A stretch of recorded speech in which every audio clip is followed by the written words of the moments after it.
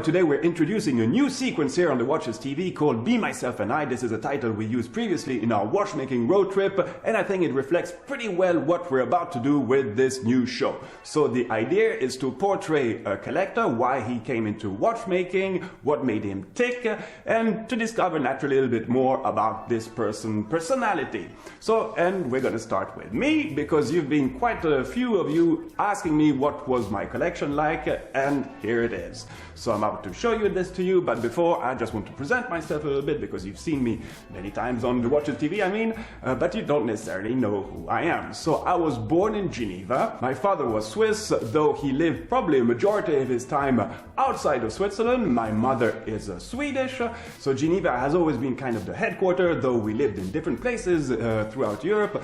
I went, for instance, into boarding school in England. That was quite an experience, and then came back, studied here political science. At the same time, I did my professional pilot licenses, and also, since I was a bit bored with my studies, I said, and I had this kind of entrepreneurial spirit in my mind since ever.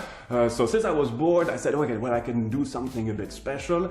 And I thought of, well, I've never seen Russian beer here in pubs or elsewhere, so why not go to Moscow and find out if some beers are available. I arrived there, the beers were kind of disgusting, I must admit, but I found one that was really good. And this was this one, the Hamovniki beer, just a brewery just outside of Leo Tolstoy's house, something quite special. And I changed a little bit of the name to make it a little bit more funky, because here, you know, this is like Boris Yeltsin on the label. So I finished my studies, started my professional career as a business consultant for one of those big firms, one of them that kind of disappeared after the Enron scandal, for those of you who know who that is. So this led me to have a few management positions, and one of them was actually within a group of suppliers of the watchmaking industry, and we did all the 3D movies, we did design, engineering, private label activity. So it gave me a really good understanding of the watchmaking industry. It was really a transversal approach. And then I set up an audiovisual production company with some partners. This has always been kind of my goal. I guess there's a bit of genetic there. My grandfather used to be a cinema producer in Sweden a long time ago. And then I said, well, how can I mix those two experiences, my experience in the watchmaking industry and in the audiovisual production world? And that's why I created the Watches TV, because I thought some of the movies that you would see that the brands did were quite boring. I said, well, maybe we can treat this industry with another way, with another tone.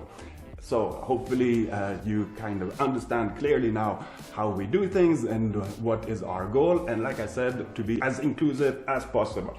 Anyhow, in this sequence also, I also want to I would like to ask the next people that will participate in showing us, some objects that are kind of dear to them. So I've picked just a few, and this is makes a little link with my passion for aviation. This is a static pilot tube of a Gulfstream, because when I was a student, I also worked summertime in a private aircraft maintenance facility here based in Geneva, and we had a lot to do with really, really nice private jets. And I just love this piece. Full titanium is just so smooth. There's something, I don't know, very sensual about this piece. I love it.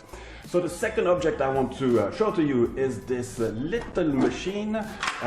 This is, you could really think about this one as being the ancestor of the MacBook. It's really cool, it's really well made. It's obviously Swiss made, it comes from Lausanne, it's called the Hermes. And actually it belonged to my father because his handwriting was pretty bad. But it's nothing compared to mine, okay?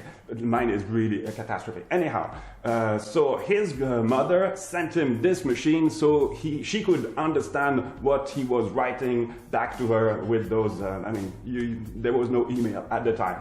But coming back to this machine, it's so well built. It's dates from the 1950s, it's really old.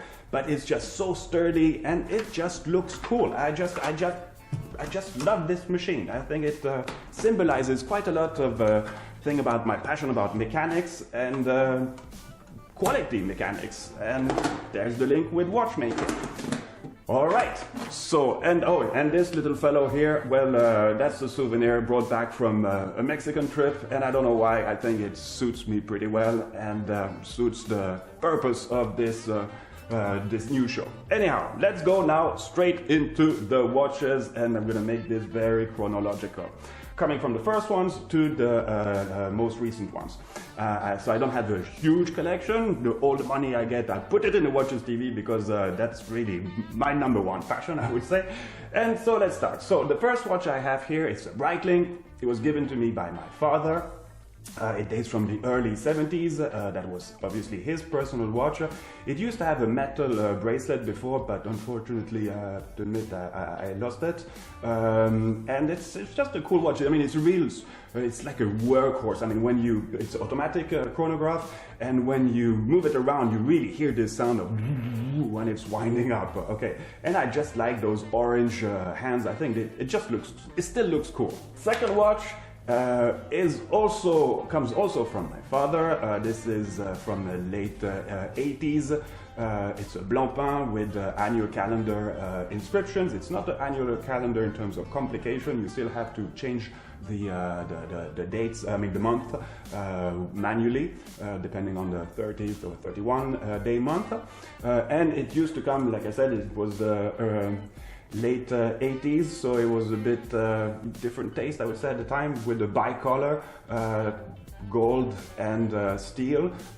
Apparently it's coming back into fashion with some of the brands, but I prefer to change it and use a leather strap.